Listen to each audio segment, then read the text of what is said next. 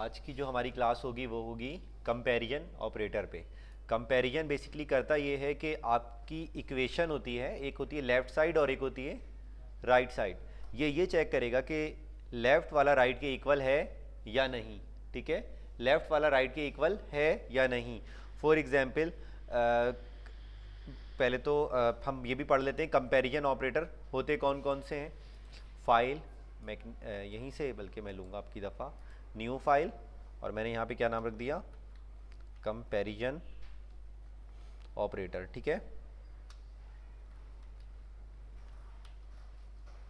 Space नहीं देंगे, underscore दे दें।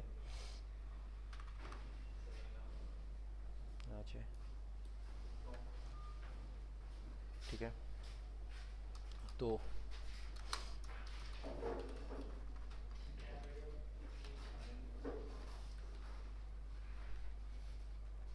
Comparison operator. ठीक है, कंपैरिजन ऑपरेटर होते कौन कौन से हैं। सबसे पहले होता है आपके पास डबल इक्वल टू। फर्स्ट कौन सा है, डबल इक्वल टू। इस तरह का साइन होगा, मैं लिख भी देता हूं,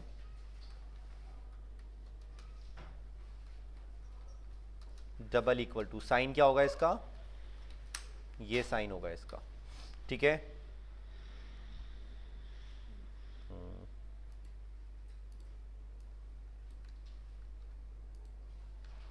ठीक है, साइन क्या है मेरे पास, डबल इक्वल टू। ये चेक करेगा कि फॉर एग्जांपल यहाँ पे मैंने 5 लिखा है और यहाँ पे मैंने 5 लिखा है। ये क्या चेक करेगा, ये 5 इस लेफ्ट साइड राइट साइड के बराबर है या नहीं, यानी कि दोनों साइड लेफ्ट और राइट साइड आपस में एक दूसरे के बराबर हैं या नहीं, ये चेक करेगा। ठीक है, एक आपके पास और ऑपरेटर है, वो है यहाँ पर आपके पास ट्रिपल इज इक्वल टू। ठीक है,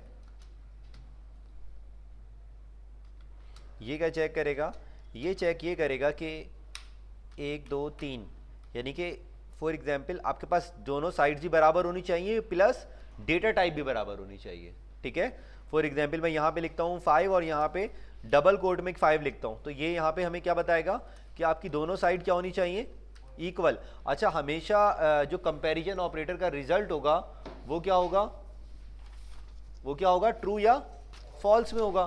फॉर एग्जाम्पल अगर ये दोनों आपस में वैल्यूज बराबर हैं तो रिजल्ट क्या आएगा, ट्रू, और अगर बराबर नहीं है तो रिजल्ट क्या आएगा, फॉल्स। तो इन दोनों का, दोनों लेफ्ट और राइट साइड का बराबर होना जरूरी है अगर ट्रू होगा तो। और अगर, अच्छा यहाँ पर क्या होगा, रिजल्ट क्या आएगा, यहाँ पे ट्रू आएगा, फॉल्स आएगा,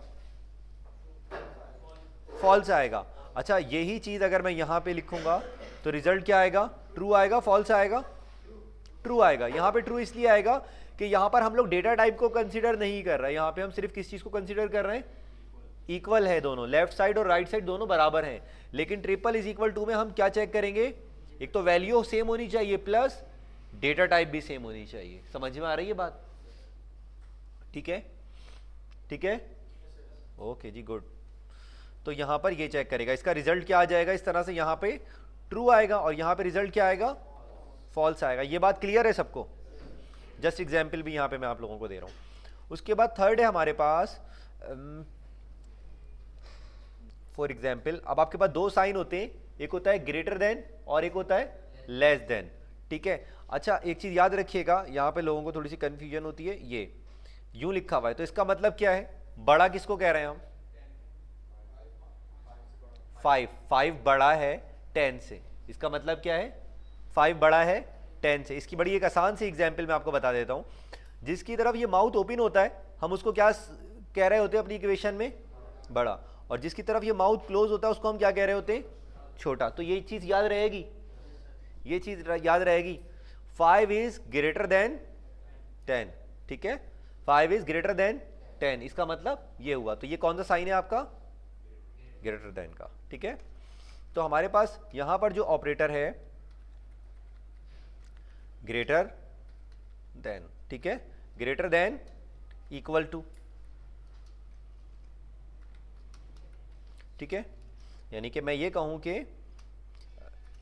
ग्रेटर देन इक्वल टू, यानी कि मैं ये कह सकता हूं 5 बड़ा हो या बराबर हो किसके, 5 के। 5 बड़ा है बड़ा है 5, बड़ा है 5 से, बराबर तो है, तो रिजल्ट क्या आएगा? ट्रू आएगा। क्लियर है?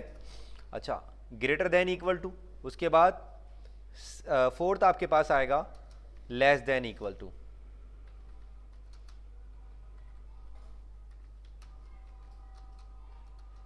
Less than equal to for example इस तरह से बन जाएगा वो। ठीक है, अब मैं ये कहूं 5 बड़ा है, छोटा है या बराबर है 5 के, तो रिजल्ट क्या आएगा इसका भी? ट्रू आ जाएगा।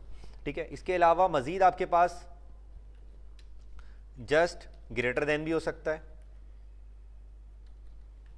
जस्ट ग्रेटर देन भी हो सकता है, सही है, जस्ट ग्रेटर देन भी हो सकता है, 5 बड़ा है 10 से, ठीक है, और जस्ट आपके पास लेस देन भी हो सकता है।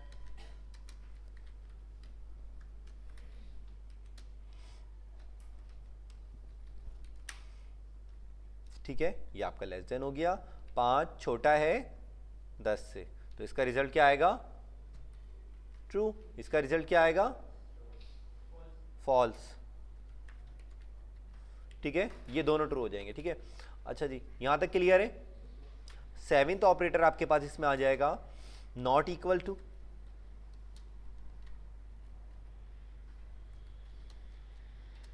नॉट इक्वल टू का साइन ये होगा कि मैं ये कहूंगा नॉट इक्वल टू, बराबर नहीं है। ठीक है, नॉट इक्वल टू बराबर नहीं है। ये समझ में आया आपको? ये कंपैरिजन ऑपरेटर किस किस तरह से हम कंपेयर करते हैं कि दोनों साइड्स बराबर हैं, दोनों साइड्स बराबर हो और उनकी डेटा टाइप भी बराबर हो, 5 बड़ा हो या बड़ा हो या बराबर हो, दोनों में से कोई एक चीज हो, छोटा हो या बराबर हो, सिर्फ बड़ा हो, सिर्फ छोटा हो या बराबर नहीं हो। ठीक है, समझ में आई ये वाली बातें? ठीक है, अगर मैं ये लिखूं 5 इज नॉट इक्वल टू 10, तो रिजल्ट क्या आएगा? True. 5 is not equal to 5, result क्या आएगा? फॉल्स। ठीक है, क्लियर है ये वाली बात सब लोगों को? अच्छा जी, तो ये हमारे ऑपरेटर्स यहां पर कंपैरिजन ऑपरेटर पूरे हो चुके हैं। अब हम इनकी एग्जाम्पल करेंगे। ठीक है, कंपैरिजन ऑपरेटर की एग्जाम्पल्स का जो रिजल्ट आएगा वो किस फॉर्म में आएगा? ट्रू या फॉल्स में। और ट्रू या फॉल्स में आपके पास ऐसे आंसर नहीं आएगा, उसके लिए आपको क्या करना पड़ेगा? कंडीशन बनानी पड़ेगी। उसके लिए आपको क्या बनानी पड़ेगी? कंडीशन बनानी पड़ेगी। तो हम एक कंडीशन बनाएंगे, यानी कि अपना आज यहां से एक और टॉपिक शुरू करेंगे। कंपैरिजन अभी हमारा चल रहा है, लेकिन साथ साथ इसके क्या चलेगा? आपका कंडीशन स्टेटमेंट्स भी शुरू हो जाएंगी। ठीक है, तो कंडीशन स्टेटमेंट शुरू करेंगे यहाँ पे अपनी, और ये भी साथ साथ हमारा चलेगा, क्योंकि इसकी एग्जाम्पल हमारे कंडीशनल स्टेटमेंट पे ही होंगी। विदाउट कंडीशनल स्टेटमेंट के इनकी एग्जाम्पल नहीं होंगी। ठीक है, ठीक है, करना चाहें कर भी सकते हैं, हो भी सकती हैं। ठीक है, वो भी मैं बता दूंगा कैसे होंगी आपको। ठीक है, खैर बहरहाल यहाँ पर हम लोग कंडीशनल स्टेटमेंट्स की बात करते हैं, तो यहीं से शुरू कर दें उनको।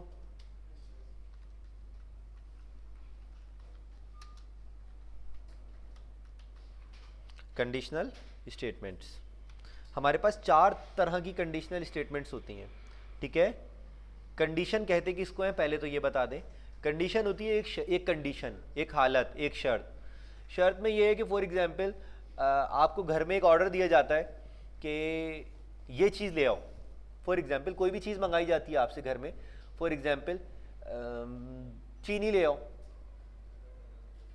या आपसे ये कहा जाता है कोई स्पेसिफिक ब्रांड आपसे कह दें कि फॉर एग्जांपल के शान बिरयानी मसाले का पैकेट ले आओ। ठीक है, एक स्पेसिफिक हो गई ना, ये लिमिटेड। अब आप शॉप पे गए,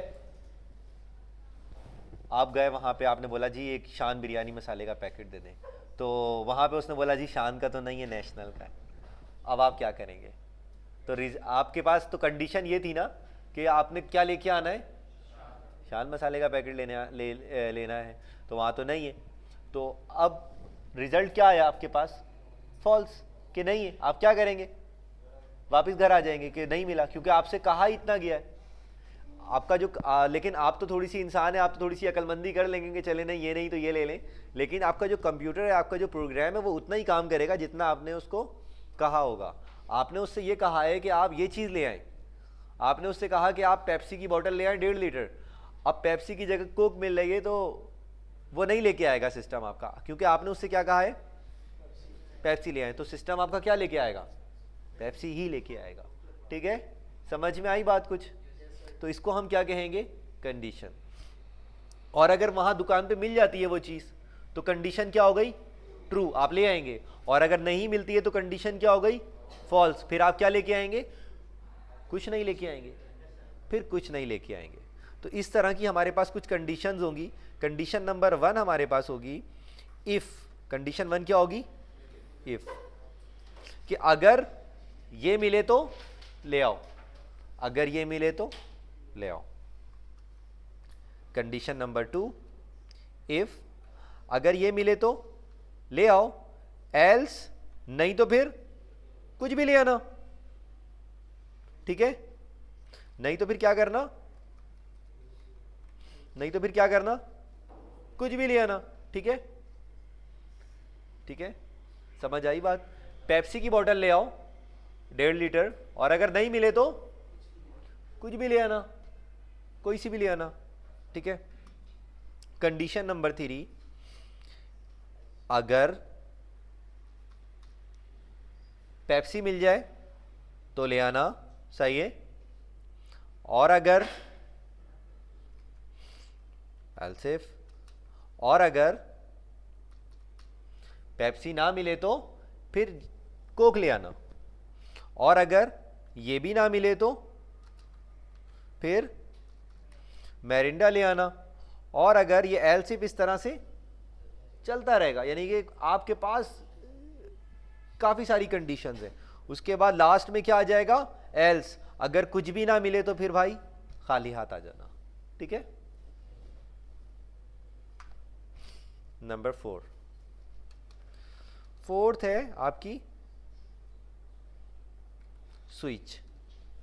स्विच ये होता है कि फॉर एग्जाम्पल आपको बिल्कुल थर्ड कंडीशन की तरह है कि अगर ये ना मिले तो सेकंड पे स्विच हो जाओ, और सेकंड ना मिले तो थर्ड पे स्विच हो जाओ। यानी कि मैंने आपको 4 चीज़ें, 4 ऑप्शन दे दिए। जैसे आप लोगों को याद होगा कि आप लोग अपनी मैट्रिक के बाद फर्स्ट ईयर के अंदर कैप का फॉर्म फिल करते थे, ठीक है, किया होगा सबने। तो उसमें आपने 4 कॉलेजेस के नाम लिखे होंगे या 5 के, ठीक है। सबसे ऊपर आपने डीजे लिखा होगा, आदम जी लिखा होगा, ठीक है। उसके बाद आपने जो है एसएम लिखा होगा, ठीक है। उसके बाद फिर आपने सुपीरियर लिख दिया होगा, फिर उसके बाद आपने नेशनल लिख दिया होगा, फिर उसके बाद आपने कहा होगा कि कुछ भी नहीं हो तो डिग्री में हो जाए, ठीक है। तो इस तरह से आपने कंडीशंस उसमें बनाई होंगी, ठीक है। तो बिल्कुल स्विच भी उसी तरीके से काम करेगा। आपने कंडीशंस बना दी 4 कि ये हो, फर्स्ट ऑप्शन ये है, अगर ये मिल जाए तो ठीक है, बस आगे को छोड़ दो, आगे नहीं देखो। फिर उसके बाद अगर आदम जी में नहीं तो डीजे में देख लो, अगर वहाँ मिलता है एडमिशन मेरी परसेंटेज पे तो ठीक है, आगे नहीं जाना, यहीं पे रहना फिर।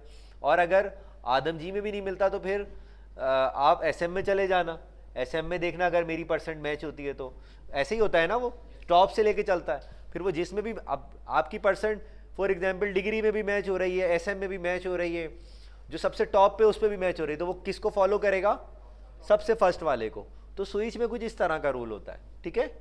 क्लियर हो रही है कुछ थोड़ी थोड़ी बात, मतलब सिनेरियो को समझ रहे हैं, सिनेरियो समझ में आ रहा है कि ये वर्क होगा कैसे, ठीक है। इसकी बाकायदा प्रैक्टिकल एग्जाम्पल करेंगे। तो हम सबसे पहले फर्स्ट वन लेते हैं, क्या लेते हैं, फर्स्ट, कि फर्स्ट कैसे काम करेगा। सबसे पहले उसका सिंटैक्स यानी कि उसका फॉर्मूला, ये वर्क करेगा कैसे, सिंटैक्स, सही है, पढ़ेंगे ना इसको अभी पूरा डेप्थ, इसका सिंटैक्स लिखेंगे।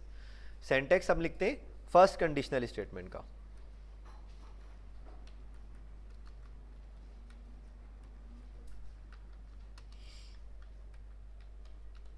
फर्स्ट कंडीशनल स्टेटमेंट कौन सी होती है, इफ, पता है ना, लिखने की जरूरत तो नहीं है दोबारा।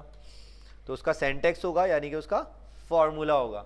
अगर ये सिंटैक्स नहीं होगा तो प्रोग्रामिंग में सबसे पहले जो है आपका जब कोड रन होता है तो सबसे पहली क्या चीज़ देखी जाती है, सिंटैक्स। सबसे पहले